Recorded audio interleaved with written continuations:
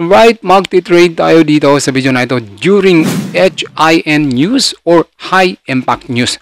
Kaya ang mga candlesticks ay sobrang galaw kahit nasa R1 pa tayo ang time frame natin.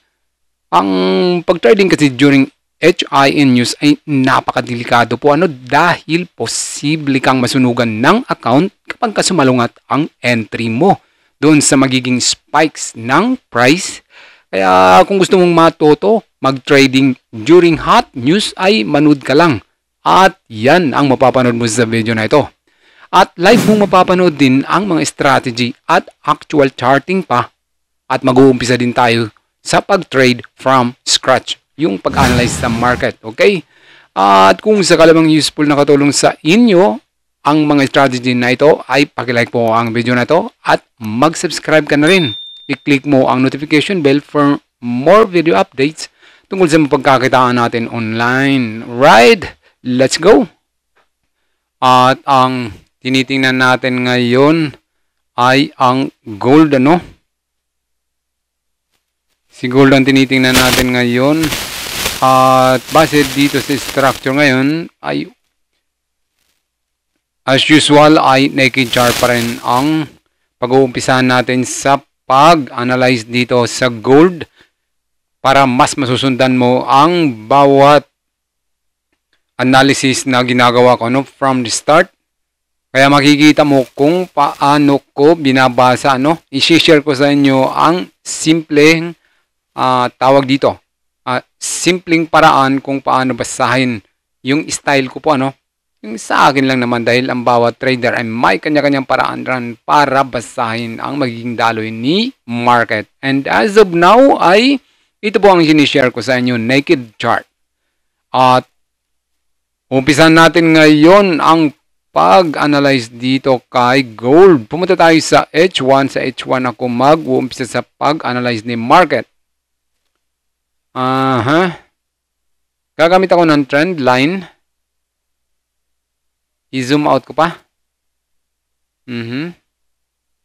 Tingnan natin.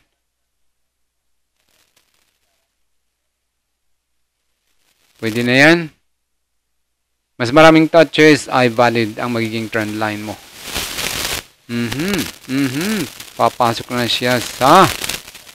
Papasok na siya dito sa support area natin.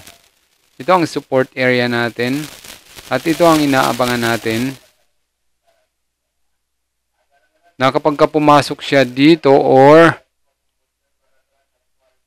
ay kapag nag-break yan,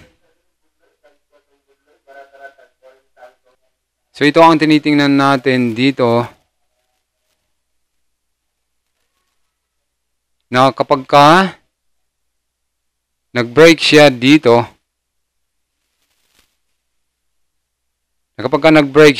sa support area na ito, pumunta dito sa baba, ay malaki ang posibilidad. Pagka nag-break siya dito, dumiretso siya pababa, ay malaking posibilidad for a sell entry. At kung ito ay nag-bounce naman dito, papunta sa nag-bounce, pag nag-touch siya dito sa support area natin, ay big possibility naman for a bounce. At ang mangyayari dyan ay mag-sell entry tayo. Okay. Yan yung mga inaabangan natin.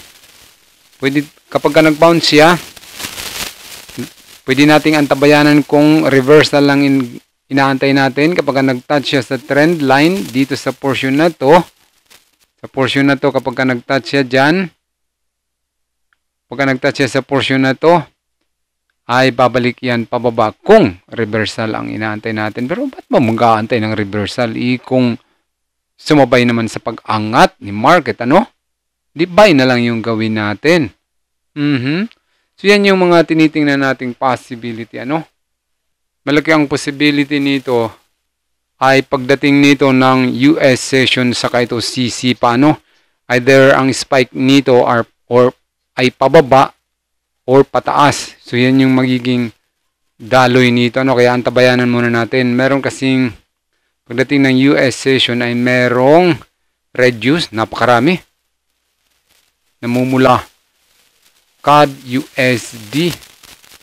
Namumula para sa US session sa 8:30. Mamayang gabi yan, ano? So, malaking posibilidad na mamayang gabi ay sumipa itong inaantabayanan natin na gold. At itong support na to ay medyo matibay-tibay ito kasi kung pupunta tayo dito sa mas higher na time frame, pupunta tayo sa day 1, which is makikita natin na ang support area na to, dito sa support area na to ay connected din doon sa support area, which is ay yung yan natin sa H1. Ayan. Bale, ang mangyayari nito ay dito sa support key level na to ang magiging stop loss natin. Napakalayo ano dito sa dulo ng buntot ng candlesticks na to. So dyan yung magiging stop loss natin. Kung sakali man ay ito ay dumire-diretso pababa, kaya mapapansin nyo ay todo drip ang nangyari ano. At ito ang previous support, main support dito sa day 1. Pero yung support natin dun sa H1 ay ito na yun. Itong block na to ay ito yung support natin dun sa H1. So, antabayan na lang natin kung ano ang magiging resulta nito mamaya, kung itong spikes ba nito ay pababa or pataas kagaya dun sa dream knowing natin ano. So, balik lang tayo later. Antabayan na natin ang magiging resulta nito para hindi ganun humaba ang video natin. Okay, ito na. Nag-umpisa na ang US session. At nasa H1 tayo, sobrang galaw ng market. Tingnan natin kung aabutin niya ang ano natin dun sa day 1, yung support target natin, or kung mabibreak pa na niya yan. At pagkatapos, kung nag-touch siya dito, ay magbabounce na ba ito? Balik tayo dito sa H1 at dito tayo mag-abang. M15 tayo mag-abang. Tingnan natin. So, ang spikes nung nangyari ngayon ay going down yung spikes, ano? Pero antabayan na natin. Huwag tayong sumabay. Mamaya na tayo mag-entry kapag kumalma na ang spikes ng market. Kasi sobrang laki ng spread nito. Pause lang tayo. Balik tayo later. Para hindi ganang maba ang video natin. Okay, so far so good. Ay meron na tayong konting profit. Naglagay tayo dito ng sa resistance key level na to yung target natin. Pero palagay ko ay aabot ito dito sa trend line na ito. Big possibility na maabot ito dito sa trend line na ito. Nagkaroon na siya ng napakahabang buntot, a sign of lower price rejection. Pero ang unang target natin ay dito sa puting linyang ilinagay natin. Ito yung unang take profit natin kasi magsisiguro tayo ano. Kailangan natin magsiguro kasi hindi ka pagbibigyan ng market. Kaya kung may pera na, may profit ka na, ay kunin mo na. Kung para sa kung sa pakiramdam mo ay okay na, ay i-close mo na ang mga entry mo ano. So yan. Balik tayo dun sa lower time frame. Hanggang 1907 ang target price natin for close entry. Bumalik na siya. Yan lang natin. Basta dito yung target natin, tingnan natin. Hindi na siya umabot dito sa target natin na yung inaantabayanan natin na support key level ano. Pinalitan ko na lang ng puting linya dito sa day 1, which is makikita natin dito. Pinalitan ko na lang ng puting linya kasi masyadong malaki yung blue na linya no. Okay, Lagyan natin ng break even ito.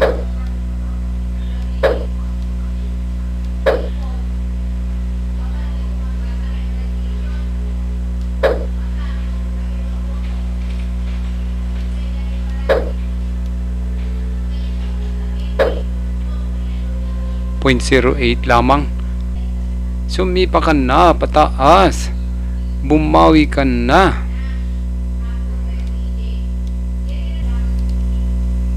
Okay, so far so good. Iangat natin yung mga ano natin.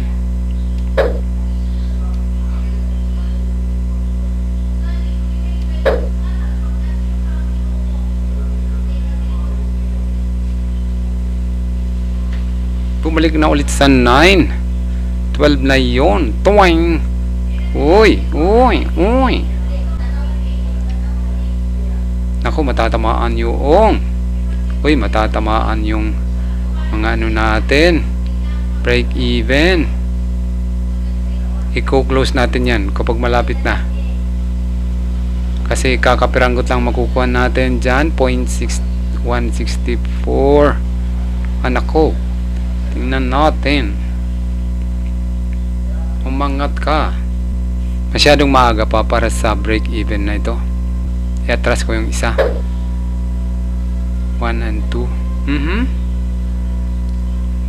Mag-close tayo. Matatamaan yung i-close natin yung. Sayang kung i-close natin. Para hindi ganang mabang video. Post tayo. At kung sakali man mamaya ay umatras si market at palagay ko ay matatamaan, ay i-close ko na lang muna yung iba para makuha natin. Pause lang muna tayo. So yun ang plano ko kapag malapit ang ma-hit ang break even natin or trail stop natin, ay i-close ko para kasi kakapiranggot lang ang makukuha natin. 0.29 and then 0.52. Hindi close na lang natin. Yun na nga. Okay, close natin. Tuloy siya pababa. Close natin, malatamaan. Close natin, talagang bumaba siya.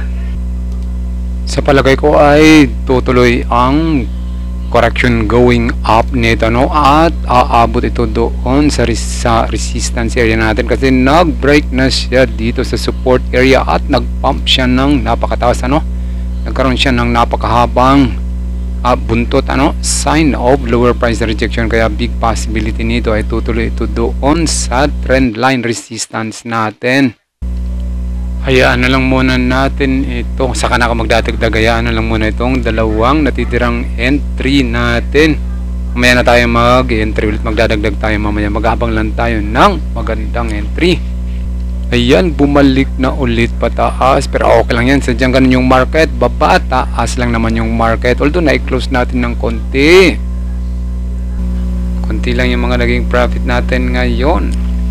Yung 12 natin kanina nawala na, ayaw pa kasing magdire-diretso pataas. So ito, ayun, umangat na ulit siya.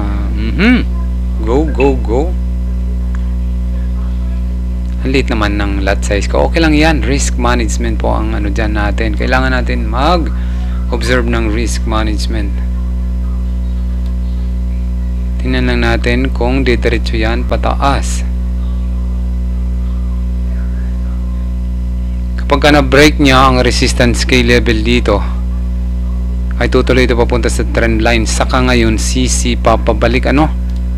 Saka ngayon, kung sakali ma-break niya ito, at nag-touch siya dito, kapag nag-touch siya dito ay saka ito pabalik pababa. Okay, tingnan natin, antabayan na natin ang muling pag-break niya dito sa area na to, ang pag-break niya dyan.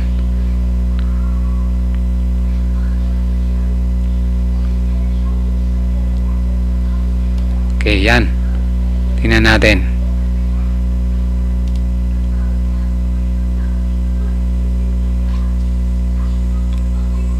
Hindi na ako magdadagdag. ng entry. Sayang yung ano natin, tinamaan yun, kaya kinuha ko na. Okay lang yan. Kailangang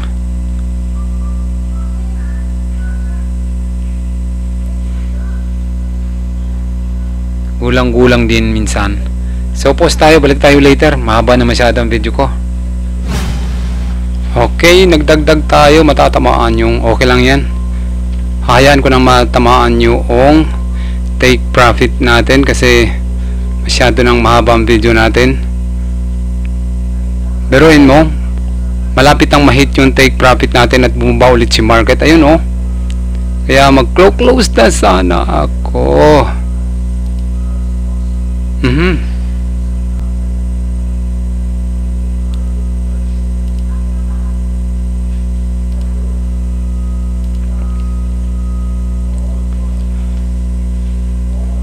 Nagdagdag ako nung bumaba yung price. Dagdag ako ng entry, pero ngayon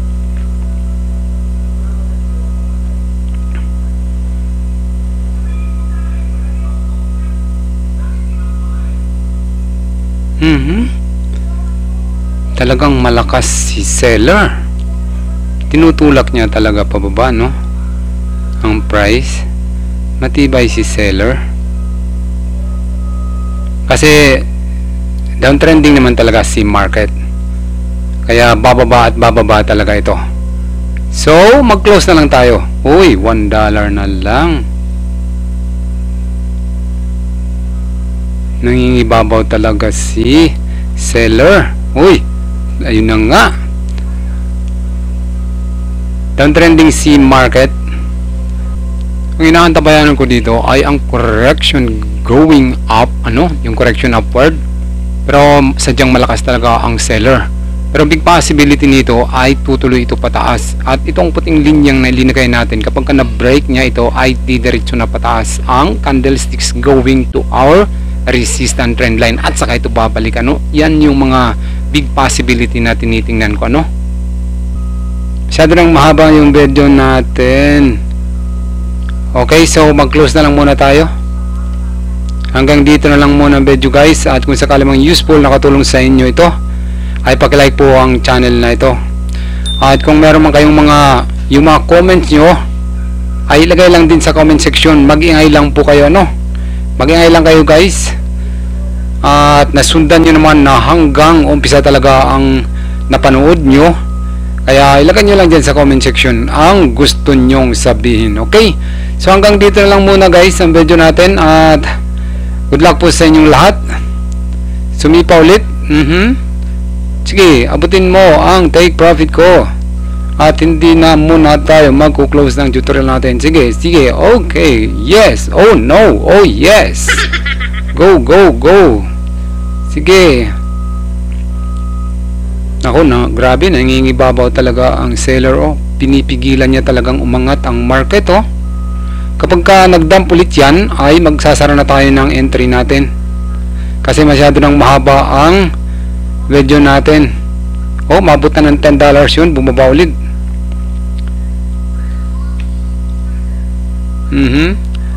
Bumaba man yan or umangat pa pataas, lumagpas dito sa trend line natin, ay okay lang yan. Ang importante ay mag-close na tayo. Okay. Sige, abutin mo kahit isa man lang sa mga take profit ko. Twing. Sige. Go.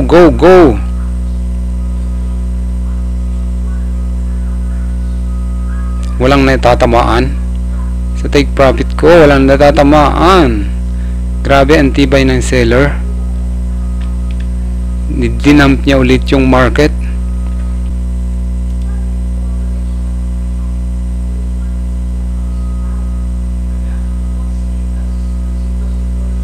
Toink, natamaan yung dalawa natin. Natamaan na yung dalawa natin. Dalawa na lang. Toink, isa na lang. Tingnan natin hanggang dito sa area na to. Ito kasi ang resistance scale level, pero ang correction nito ay kapag na-break niya ang resistance kay level na ito ay big possibility na okay, nangyari na ang take profit natin. Okay, sulit ang entry natin ngayon, although maliliit lang pero okay na yan. So ito na ang current setup ng candlesticks natin. Lakihan natin. Ang candlesticks na to ay ito yung inanuhan ng spikes natin. At ito namang candlesticks na to, yung inaantabayan natin na tumama dito sa linyang resistance line na ilinagay natin itong linya na ito. At kagaya ng sinabi ko na kapag nag-break siya dito sa linyang ito ay aabot ito dito sa trend line at nag-break pa nga siya, no? Nagkaroon pa siya ng breakage, nag-false breakout lamang siya at bumaba na ito, bumaba na siya. Pagkatapos dito ay bumaba na ulit siya, no? Nag-downtrend na ulit siya. So yan. At ang mangyayari nito ay aabot na naman ito dito sa trend line natin. Posibleng mangyari ito ay aabutin niya ulit ang trend line na to. Okay. So yan sa mga big possibility na baka pagdating naman dito sa trend line. Kaya pala. Tabayan na natin dito sa area na to. Itong resistance kay level na ito. Mamaya. Okay. Pwede. Mangyayari nito ay big possibility nito na pwedeng mag-break siya dito sa trend line natin at pumunta dito sa resistance kay level na ito. At pagkatapos niyan ay kung nag-break man siya dyan ay didiretso sa previous resistance na ito. Or kapag mangyayari dito, magpupullback ito ng bahagya. Pupullback siya ng bahagya dito sa trend line natin. Saka ngayon aangat pa, taas, posibleng ganun Posibleng ganun.